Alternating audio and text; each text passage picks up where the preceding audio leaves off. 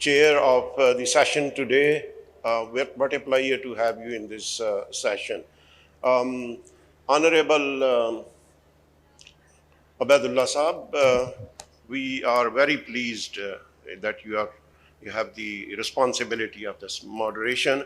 Inam Saab, Irfan Tariq Saab, and Amjad Saab, distinguished institutions, heads of the institutions, Pakistan Navy Chief of Naval Staff, NEMA Director General Ahmad Said Saab, and the Maritime Ministry representatives.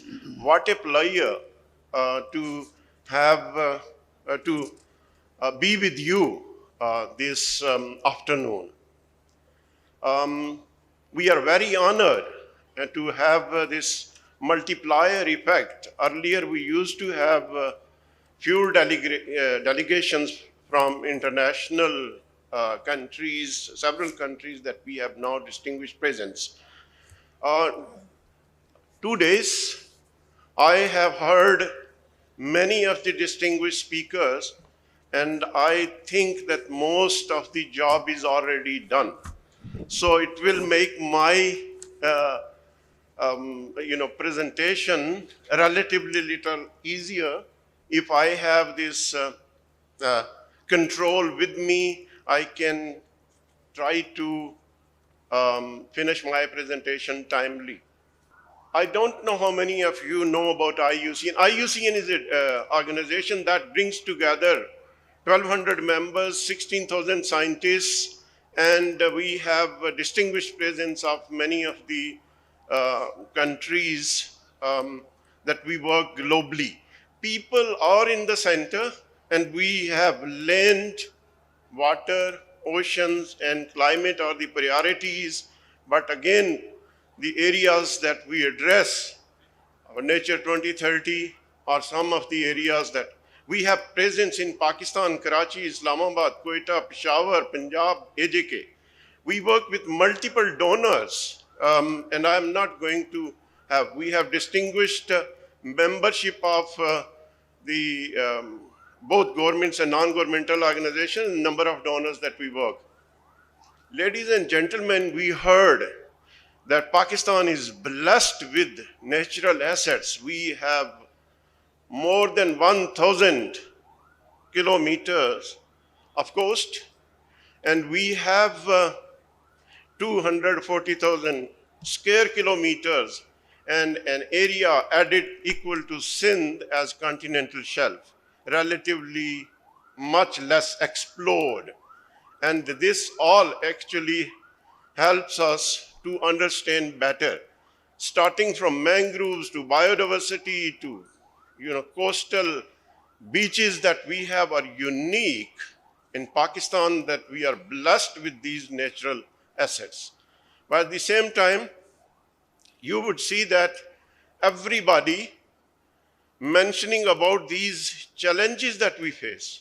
The people say much less water is coming to coast. There is acute water shortage.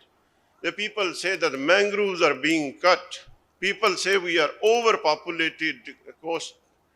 People say that there's a coastal pollution that is taking place. And people say men work and women are not given much attention in the coastal areas.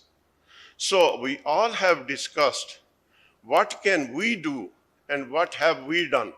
You all heard about plastic, 300 million tons, the plastic which is produced, 14 million tons each year goes to sea. And Asif Inam Saab, I think he will present you more closely what is the challenge that we are facing.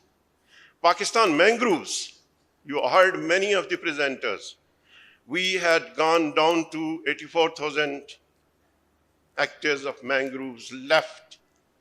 But thanks to God and thanks to government of Sindh and stakeholders like Pakistan Navy for bringing this cover back. 50,000 hectares of plantation in the coastal areas has been raised by the Department of Forest Sindh in partnership with IUCN. And there is a complete record of each and every location which is available. I would like to say that we had not tapped the other stakeholders when mangroves were private sector. We established business and biodiversity. We had a colleague, Julian, representing Pakistan, British, this business council. We have other business leaders around us. I think we need to focus on bringing them on board because they can do a lot. This million mangroves alone in Port Qasim area. And I would like to say that we have wonderful institutions like Port Qasim in here at the federal level. We also have wonderful association of other partners that work like Angro, that we have established these plantations in the other private sector. I would like to say that this partnership, especially in Balochistan with the World Bank that we have, most importantly, in I think it was 2016 or 17, when we had this opportunity of meeting Zakaullah Sahab. तो वो कहते हैं बताओ चीमा बताओ ये जो mangroves हैं cut रहे हैं तो क्या कर रहे हैं आप लोग. मैंने उनको बड़ी कहानी सुनाई. मैंने कहा जी हमने स्ट्रेटेजी बनाई, हमने ये किया. कहते हैं प्रैक्टिकली बताओ कितना किया. I tried, but I think I said that, you know, organization like IUCN can do that much. We prepare strategy, worked with government and demonstrated, and that needs to be upscaled. He said, okay, what can we do? I said that Pakistan Navy can come with the plantation. He said, okay, 1 million plants that Pakistan Navy is going to plant next year. And I never thought. The very next day, I received a telephone call from a Kamkar, and I did not know about the details, but people, they landed in and asked about how are you going to undertake this survey and plantations. Believe me, this 1 million plants, 2 years, 2 million. And when I presented this to Abbasi Sahab, I said that now that Zakaullah Sahab is retiring and this annual event that takes place, what is going to be the fate of this 1 million? He said, I go for 2 million. So this is the level of will, commitment. Today, 7.5 million plants that Pakistan Navy has raised, and you can go, even one of the staff member who I happened to meet, he said that, no, I can hide myself in the mangroves because the mangroves that we had planted have grown much. So I would like to highlight that there is a huge potential that we can capitalize, and institutions like Pakistan Navy is doing wonderful work. I would also like to say it's not only the work that they have done.